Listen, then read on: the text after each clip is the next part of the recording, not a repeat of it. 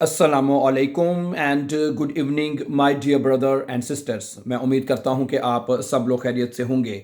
अच्छा दोस्तों, आज का टॉपिक के ऊपर बात करने से पहले मैं उन तमाम बहन भाइयों से कहना चाहता हूं जो जर्मन लैंग्वेज सीखना चाहते हैं। वो बहन भाई जो ज़ीरो से सीखना चाहते हैं या वो जो बे-आइंस की तैयारी करना चाहते हैं, उनके लिए अलग-अलग मैं एक बात करना चाहता हूं। सबसे पहले वो स्टूडेंट जो ज़ीरो से, अगर मैं ये कहना चाहूँ कि अलिफ बे से जर्मन सीखना चाहते हैं, अलिफ बे से, ठीक है, जिस तरह उर्दू से जब सीखते हैं अलिफ बे से शुरू करते हैं, तो इसी तरह जर्मन की आपने बिल्कुल ज़ीरो लेवल से शुरू करने। तो उसके लिए हमने एक नया कोर्स शुरू किया है, उसका नाम है न्यू जर्मन कोर्स, और उसके 3 लेसन अपलोड हो चुके हैं आज इंशाल्लाह, और डेली एक लेसन अपलोड किया जा रहा है, ठीक है।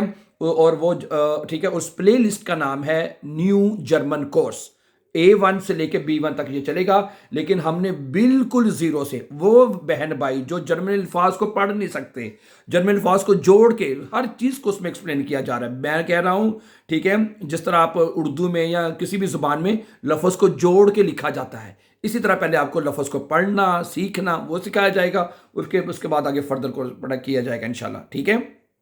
ओके, तो ये ज़ीरो से कोर्स करने में उसका नाम है न्यू जर्मन कोर्स की प्लेलिस्ट को आपने फॉलो कर लेना है, नंबर 1। नंबर 2, ये मैं कहना चाहता हूं कि जो अगर आप B1 की तैयारी कर रहे हैं स्पेशली, तो आपको 4 जर्मन केसेस, नॉमिनेटिव, अक्यूजेटिव, दाटिव और गेनिटिव, ये 4 जर्मन केसेस आपको सीखने हैं, चाहे ओके ओके पवेस ओके ओके, ये आपको सीख लेने हैं। जब आप ये 4 जर्मन केसेस सीख लेंगे तो आपका B1 इम्तिहान पास होगा, क्योंकि अगर आपने पैसे ज़ाया करने हैं तो बंदा जाके फिर देते रहे इम्तिहान, क्योंकि मैंने किसी बंदे को नहीं देखा जो 4 जर्मन केसेस की तैयारी के बगैर किसी ने बे-आइंस का इम्तिहान पास किया हो। टेल्क का तो बिल्कुल नहीं, गोइटे का तो बिल्कुल नहीं, डेट जेड का भी बहुत ही 100 में से 1%, वो भी 1% भी नहीं, 0.9% शायद वो कर सकते हैं पास। सीधी बात है, 4 जर्मन के केसेस के बगैर आपका B1 नहीं होना। तो ये 4 जर्मन केसेस हमारे इसी यूट्यूब चैनल के ऊपर आप एक प्लेलिस्ट है, वो 100 डेज के नाम से है, वो दूसरी प्लेलिस्ट है, 100 डेज के नाम से वो प्लेलिस्ट है। उसमें पहले नॉमिनेटिव के लेसन है, फिर अक्यूजेटिव, दाटिव, फिर गेनिटिव के लेसन आपको मिलेंगे, और एक सीक्वेंस है, एक तरतीब है, उसके साथ आप उसको वॉच कर सकते हैं, ठीक है।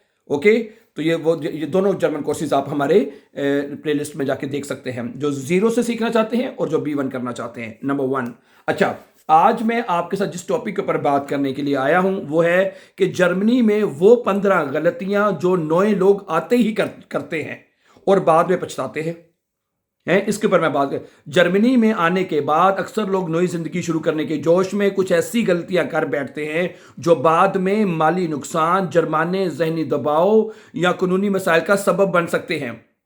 बाज़ गलतियां बहुत छोटी लगती हैं, लेकिन जर्मनी जैसे मुनज़्ज़म मुल्क में जो है वो बड़ी चीज़ें, ये चीज़ें बड़ी परेशानी का सबब बन सकती हैं, ठीक है। इसमें हम आपको आज के ये बताएंगे कि वो 15 गलतियां जो कि आमतौर पर लोग जहां जर्मनी में आने के बाद कर जाते हैं, जो समझते हैं कि छोटी छोटी चीज़ें हैं, लेकिन मैंने जिस बताया वो आपके लिए बाद में आपके लिए परेशानी का सबब बन सकते हैं, आपके वीज़े के लिए या और तरह की परेशानियां आपके लिए लेके आ सकते हैं। तो ठीक है, तो सबसे पहले ये सारी 15 चीज़ें बड़ी ज़रा गौर से सुन लीजिएगा, ठीक है। अगर आप जर्मनी में रहते हैं, नए हैं, पुराने हैं, तो एक दफ़ा इन चीज़ों को ज़रूर सुन लीजिएगा ताकि आप ये गलतियों को ना दोहराएं। नंबर 1, वक़्त की पाबंदी को संजीदा ना लेना। हाँ, यह सबसे बड़ी परेशानी होती है, लोगों को नौकरियों से निकाल दिया जाता है अगर आप अपने काम, ठीक है। देखें, हम पाकिस्तान में या अपने दूसरे कंट्रीज़ में जितना समटाइम घंटा घंटा लेट चले जाते हैं, यहाँ पर आपका अगर 5 मिनट पहले काम पे पहुंचना होता है, ठीक है, देखने को लगता है नहीं कोई नहीं यार मैं पहुंच जाऊंगा, ठीक है, बड़ी परेशानी होती है। आपका जो मालिक है, काम वाला, वो आपको कुंडी कुम दे देगा, फिर आप क्या करेंगे वहां पे बैठ के। इसलिए वक्त की पाबंदी को संजीदा आपने लेना है, वक्त पे काम करना है आपने।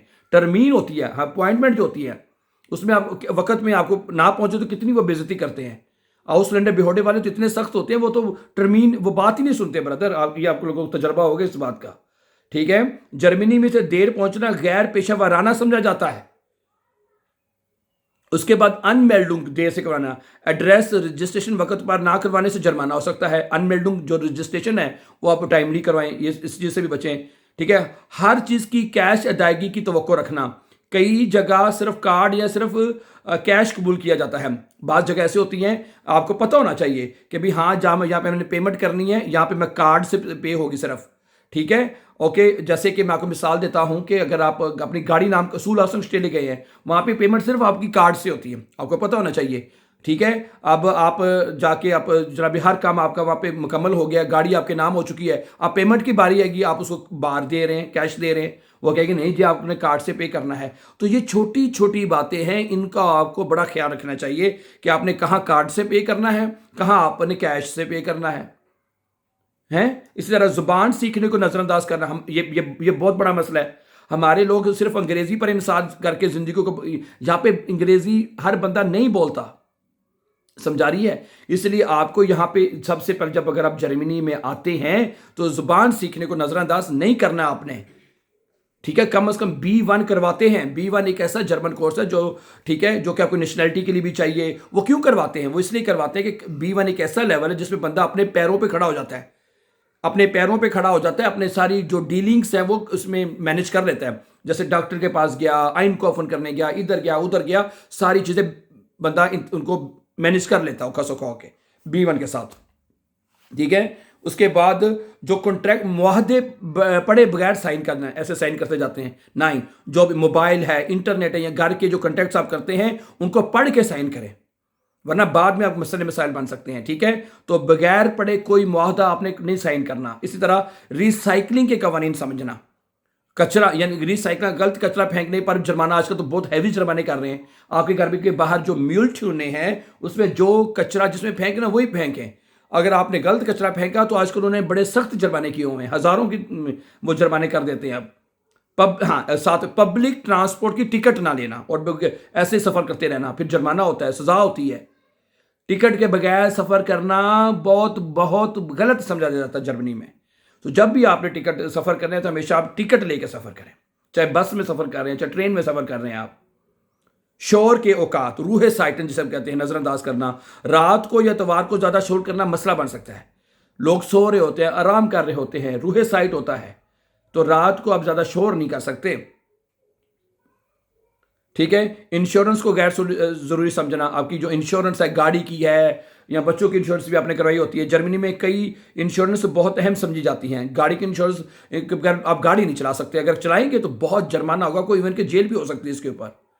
सही है, इसके ऊपर इंश्योरेंस को गैर जरूरी समझना। हर खत को नजरअंदाज करना, आपको जो भी खत आता है उसको गौर से पढ़ें। जर्मनी में अक्सर अहम मालूमात डाक के जरिए आती है, या पोस्ट आपको पता है कितनी इंपॉर्टेंट है। पोस्ट के जरिए हर चीज़ को इंफॉर्मेशन को लोगों तक पहुंचाया जाता है, घरों तक। इसलिए जो भी खत आता है उसको आपने नज़रअंदाज नहीं करना, उसको पढ़ना है। उसकी में आपके लिए, आपके बच्चों के लिए, आपकी फैमिली के लिए कोई इंफॉर्मेशन हो सकती है। ठीक है, आप उसको कहें ये एमी लेटर आ गया, नहीं, उसको पूरी तवज्जो से पढ़ें। ठीक है, ये क्या है, सस्ती चीज़ देकर फौरन खरीद लेना, बाज़ औक़ात कम कीमत बाद में ज़्यादा खर्च बन जाती है। ठीक है, ऐसा भी ना करें। हैं, ओके, अच्छी चीज़ लें, सुथरी लें। ठीक है, अगर महंगी भी मिल जाए तो कोई मसला नहीं है।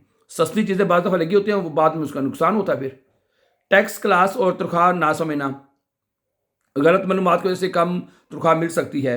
टैक्स होता है ना जो फैमिली वाला, ये भी टैक्स क्लास द्राय क्लास आइन्स होता है। जो फैमिली वाला बंदा है उसको टैक्स कम पे करना पड़ता है। एक आदमी जो सिंगल है उसको ज़्यादा टैक्स पे करना पड़ता है। अब आपको ये पता होना चाहिए, अगर आप सिंगल हैं तो आपका कौन से टैक्स जा रहा है, किस मद में टैक्स जा रहा है। अगर आप फैमिली के साथ हैं तो फिर किस मद में टैक्स जा रहा है। तो मैं फिर ये बता रहा हूँ, अगर आप यहाँ पे आप शादीशुदा हैं, फैमिली है, तो उसमें टैक्स आपका कम कटता है। इसका भी पूरी इंफॉर्मेशन आपको होनी चाहिए। ठीक है, और उसके बाद सोशल कवानीन ना जानना, कि बस कितार तोड़ना।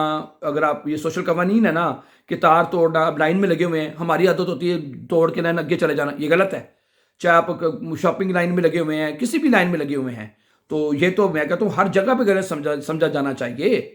जर्मनी में तो बहुत ही सख्त तौर पे मना है और गलत समझा जाता है। बहुत फिर लोगों को आप देखते हैं, इस बंदे को पता ही नहीं है कि लाइन तोड़ के आगे जा रहा है। जल्दी हार मान लेना। शुरू के चंद महीने जब जर्मनी में आते हैं ना, शुरू का टाइम बहुत मुश्किल होता है। इंसान कहता है कि मैं कहाँ पे आ गया हूँ। यकीन करना है, मैं खुद हिम्मत हार गया था, मैंने अपनी स्टोरी आपको बताई हुई है। तो शुरू के चंद महीने बड़े मुश्किल हो सकते हैं, ठीक है, लेकिन वक्त के साथ साथ सब आसान हो जाता है। वक्त के साथ साथ सब चीज़ें आसान हो जाती हैं, लेकिन टाइम लेता है। तो लेकिन ये जो मैंने कुछ चीज़ें आपको बताई हैं, इनमें से इनको नज़रअंदाज नहीं कर सकते आप।